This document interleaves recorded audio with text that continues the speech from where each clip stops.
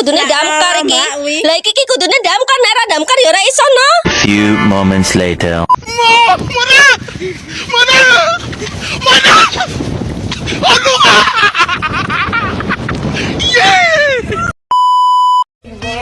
Just a feeling that I want you behind because it's something that is on. You're from my mind, I guess it goes that.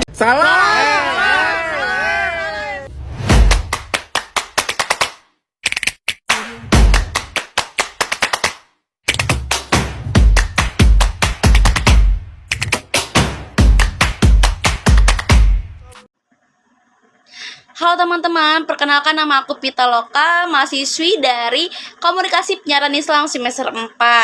Nah, hari ini saya mau melaporkan pembelajaran atau bisa disebut itu dengan learning journal, teman-teman.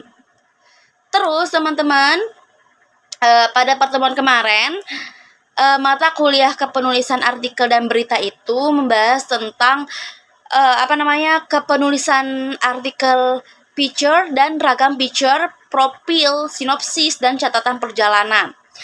Sebelum itu, kita harus tahu apa itu artikel picture. Nah, untuk artikel picture ini adalah bentuk tulisan non-fiksi, teman-teman, yang memadukan gaya bahasa berita dan opini. Nah, artikel ini biasanya itu ditulis lebih ringan dan berisi informasi yang lebih menekankan segi human interest gitu kan, dan menggunakan detail yang lebih menarik gitu. Nah, untuk artikel picture ini memiliki 5 struktur, teman-teman. Yang pertama itu ada namanya lead. Namanya judul, head kan. Nah, untuk judul itu merupakan elemen yang penting gitu kan dalam kepenulisan artikel picture ini.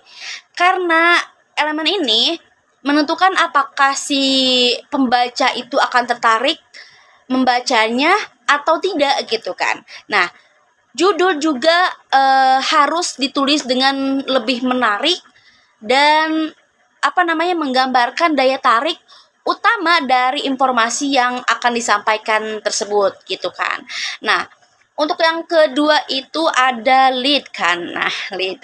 Nih, untuk lead ini biasanya itu disebut dengan fitur atau intro atau bagian awal atau pembuka gitu kan, teman-teman.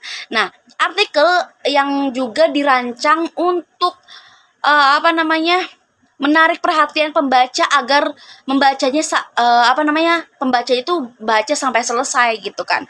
Nah, lead berisi itu gambaran umum terus dan singkat dari informasi yang disampaikan, terus juga berupa fakta-fakta yang lebih menarik atau pertanyaan retoris atau aneka yang lebih menarik gitu, yang unik gitu kan. Nah, yang ketiga itu ada jembatan. Nah, untuk jembatan ini biasanya itu sebagai penghubung antara lead dengan body gitu kan. Nah, dengan adanya jembatan ini, tulisan dapat disampaikan secara lebih teratur dan terstruktur gitu. Terus juga artikel juga memberikan gambaran yang lebih jelas gitu tentang arah cerita tersebut gitu kan. Nah, yang keempat itu ada body kan. Untuk body itu tuh biasanya struktur inti dari tulisan picture ini yang berisi informasi-informasi penting untuk disampaikan kepada pembaca. Isi ditulis itu berisi struktur naratif gitu kan, atau gaya bercerita, dan mengandung beberapa subbab gitu kan untuk lebih merinci topik-topik gitu. Isi dari artikel picture ini bisa berupa latar belakang, pengenalan karakter, isi wawancara, hingga analisis mendalam tentang tema yang akan diangkat.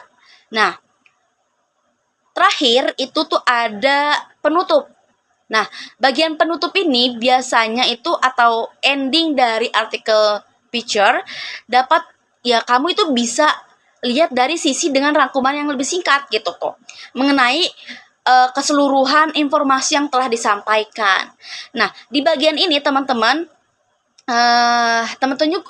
juga bisa menulis saran atau pesan terakhir yang yang teman-teman inginkan gitu terus ingin disampaikan kepada si pembaca. Nah, jika ingin dibuat lebih menarik teman-teman, teman-teman juga bisa mengajukan pertanyaan reflektif gitu, untuk memancing audiens untuk memikirkan lebih lanjut gitu mengenai topik yang ditulis tersebut gitu. Namun biasanya di balik kebebasannya itu, pitcher juga memiliki karakteristik ya teman-teman. Ya, yang menjadikan unik banget gitu dan istimewa si pitcher ini kan dari tulisan yang lain. Nah, mari kita kan telusuri itu lebih dalam gitu tentang karakteristiknya. Ya, untuk yang pertama yang aku dapat gitu kan, yang pertama itu ada human interest. Nah, untuk human interest biasanya kan udah sering kan di dalam artikel itu harus ada namanya human interest. Nah, yang kedua ada konteks dan latar belakang. Ketiga, itu gaya bahasa yang lebih kreatif atau unik gitu kan. Nah, keempat ada struktur naratif yang lebih kuat gitu. Yang kelima, tema yang relevan dan ya aktual gitu. Yang keenam, itu ada emosional dan memikat perasaan si pembaca gitu, teman-teman. Nah, sekarang kita ada di ragam pitcher. Nah, yang pertama adalah pitcher profil, yaitu merupakan cerita tentang profil seseorang sehingga para pembaca bisa mengetahui lebih dalam tentang tokoh tersebut gitu kan, tanpa harus lebih dulu bertemu dengan sang tokoh. Biasanya tokoh yang dipilih itu tokoh yang mempunyai cerita yang lebih menarik gitu. Misalkan dia telah memperoleh sukses dalam kehidupan atau memiliki pengalaman yang lebih menarik gitu kan teman-teman. Nah, tetapi nih teman-teman, banyak mahasiswa yang belum bisa membedakan antara pitcher profil dan pitcher biografi gitu kan. Nah, profil umumnya itu mencakup informasi dasar tentang pengguna seperti nama, foto profil, tanggal lahir, informasi kontak. Nah, fitur ini biasanya berfungsi sebagai identitas pengguna di platform tersebut. Nah, di sisi lain teman-teman, pitcher biografi ini yaitu upaya mengungkapkan segala sisi kehidupan seseorang tokoh sepanjang hayatnya gitu. Nah, maka si penulis ini menulis pitcher biografi ini sebenarnya sama dengan pitcher profil biasanya, namun teman-teman ceritanya tuh diperluas gitu. Karena harus menceritakan tokoh secara lebih lengkap. Maka si penulis biografi ini terdiri dari beberapa bab gitu. Misalnya nih, itu cerita tentang masa kecil hingga dewasanya, riwayat pendidikannya dan pekerjaannya, terus cerita tentang keluarganya juga gitu, hingga pemikirannya juga gitu. Dalam biografi ini itu akan diceritakan pendapat atau kesan orang-orang terdekat gitu kan, seperti keluarga, terus sahabat, atasan, bawahan, bahkan gitu mungkin musuhnya juga gitu tuh. Tentang ya si tokoh tersebut gitu. Nah, mungkin contohnya ada di sebelah ya, nanti aku akan cantumin gitu.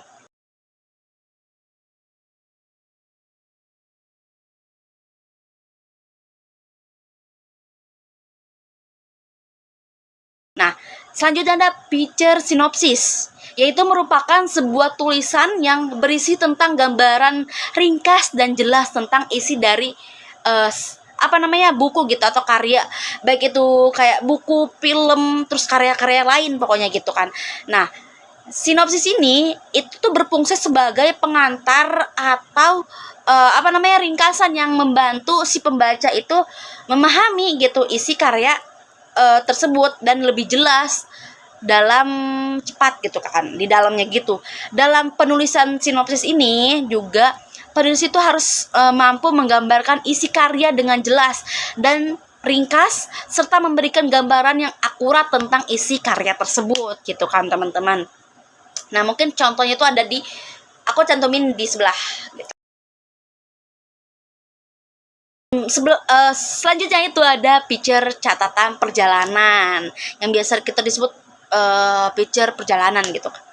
Terus itu biasanya jenis tulisan jurnalistik yang menceritakan pengalaman berkesan dari sebuah perjalanan. Nah, tulisan ini tidak hanya berisi tentang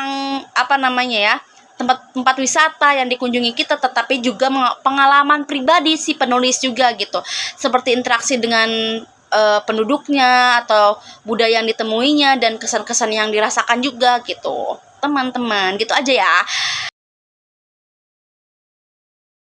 Mungkin itu saja teman-teman yang dapat saya laporkan pada pembelajaran pertemuan kali ini gitu.